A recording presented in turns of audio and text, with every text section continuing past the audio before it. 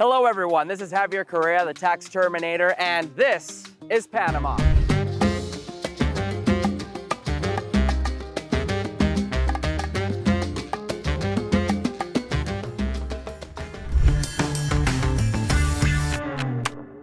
We are specifically in a place called La Cinta, Costera. This is one of my favorite spots here in Panama City. This is where Panamanians also come to relax, come to ride their bikes, come to walk around.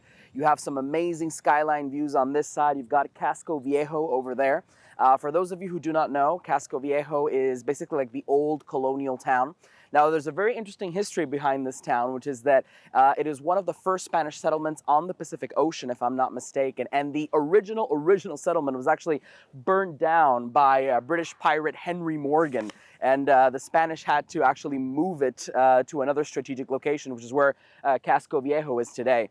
And I wanted to highlight that because honestly, it's just so beautiful to have a city where you find these amazing contrasts, right? You have a beautiful Miami-style skyline on one side, and then you have a beautiful Spanish colonial town on the other. And you have these walkways where you really can just walk around, relax, enjoy the sun all year round. I mean, this is very, very beautiful.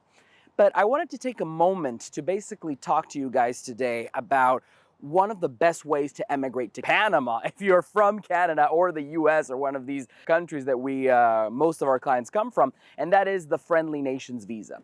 So for those of you who do not know, Canada, the US, Western European countries are considered here in Panama as friendly nations. And what does that mean? Essentially, friendly nations are countries that Panama considers strategic, whose investors, whose citizens are more than welcome to come to Panama, and they have, let's say, like a red carpet. They have an easier path to a residence permit here in Panama than most other nations. Now, this Friendly Nations visa was designed to essentially attract, investors and entrepreneurs from specific countries and really give them multiple options to easily emigrate to Panama. So today I want to highlight maybe some of the major options that you can find within this residence permit category and exactly how it works. So the first thing to note is that when you have a Friendly Nations visa, you essentially get a temporary residence permit for the first 2 years. And then after that, you can convert that to a permanent residence permit, which puts you on a path to citizenship. After you've been a permanent resident for 5 years, you can then start your citizenship application. Now, do note that here in Panama, while let's say the legal procedures of changing your temporary residence to a permanent residence and then permanent resident applying for citizenship is relatively straightforward, and provided that you work with the right immigration attorneys, you shouldn't have any major issues or run into any major obstacles. It is still Latin America, so you can expect some bureaucracy. And here on the ground, as I've been meeting with experts and from different fields, from tax to immigration, what I can tell you is that particularly when you want to switch from one stage of the residence permit, let's say temporary, to the next, which is permanent, you can expect the paperwork to last around 5 to 6 months, depending on the case. So it would be interesting to factor that in. So while it is 2 years and technically then you can switch, you should have in mind basically around 6 months of administrative, let's say, processing time. So it ends up being around 2.5 years, give or take, to actually, switch that temporary into permanent residence. Now, once that part, let's say, is done, and then you are a permanent resident and you want to move towards citizenship, the procedure itself is relatively straightforward. However, the Panamanian system does have one thing to consider, and that is that the president of Panama and a couple of other high government officials actually have to sign your letter of naturalization to actually, let's say, finish the naturalization process and actually grant you citizenship. So the former president apparently didn't move fast enough in signing a couple of these letters, as far as we have seen here on the ground. And so there are some people who have been waiting many years for their citizenship application, but apparently the new president has stated that he wants to get that up and running. He wants to make that process smoother and faster. So we are counting on that moving forward. But do know that maybe that is something to consider. You do have to factor that in. Aside from these administrative procedures and all these things that you have to go through in order to actually get your residence permit and then your citizenship, how do you actually get into the door? How do you walk into this amazing country, and how do you do it legally? So the Friendly Nations visa is essentially a pathway that offers 3 distinct options. Number one, you can start a Panamanian company. So Panamanian companies, we've talked about them before, lots of benefits. You've got privacy, you've got confidentiality, you've got flexibility. Panamanian companies can bank here in Panama, or they can bank in other jurisdictions around the world, in the Caribbean, in the US, potentially in Europe, especially if it's wealth management.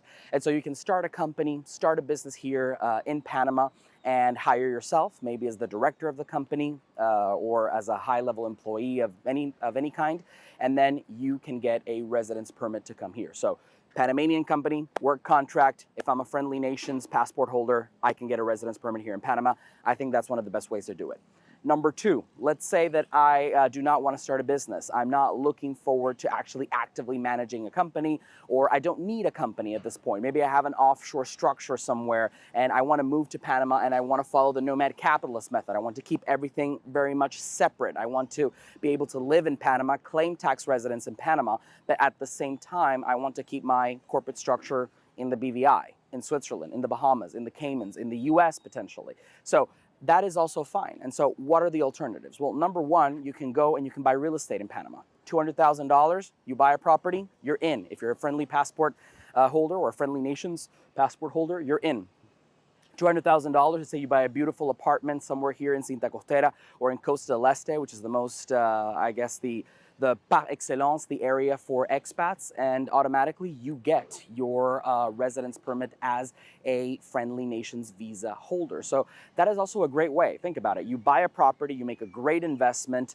Property here in Panama, you get a lot of luxury for a fraction of the cost that you would in a place like North America, especially a place like the US. So you get this Florida, this Miami style, let's say, life down here, quality of life, and you get a residence permit as a cherry on top. So I think that, in my book, is fantastic. And then the last option you could look into is a certificate deposit. So let's say that, listen, you're younger, you want to move around, you're a digital nomad, you're traveling all over the world, and you say, well, Javier, I don't see myself really owning an apartment. I want to rent, for example. I'm just happy moving around the world, renting, or doing Airbnbs or renting a couple of places here and there, but I don't want to buy. I don't want to tie up my capital in real estate. Maybe, I'm in crypto, maybe I just want my liquidity in the bank, etc.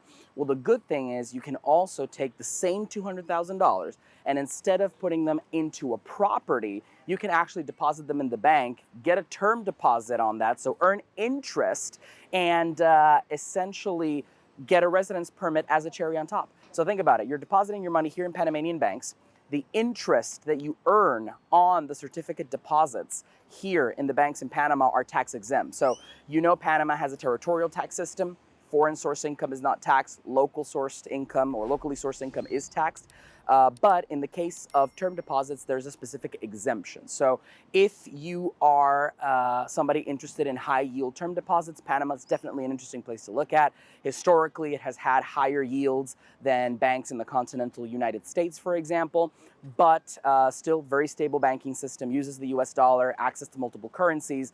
And if you're a friendly nation's passport holder, you can take advantage of all of that, put your money in a term deposit, not pay any tax on that legally, and get a friendly nation's visa as a cherry on top. So to summarize, you've got real estate, you've got term deposit, you've got starting a company in Panama and hiring yourself. And all of these routes are 100% possible. They are 100% doable. And according to your profile and your specific needs and your specific situation, there is an ideal version for you. So if you want to learn more about the Friendly Nations visa, or if you want to know about any other type of visa out there in Panama, maybe if you're not a Friendly Nations visa holder or a passport holder, think about watching our next videos on the Panama segment. You're going to see a lot of them. There are many options for those of you who maybe don't have that Western passport to qualify. So nomadcapitalist.com/apply. Drop a comment down below and subscribe to this YouTube channel. Follow us on Instagram, and I'll see you in the next video. This is the Tax Terminator signing off from Panama City. This is Bali.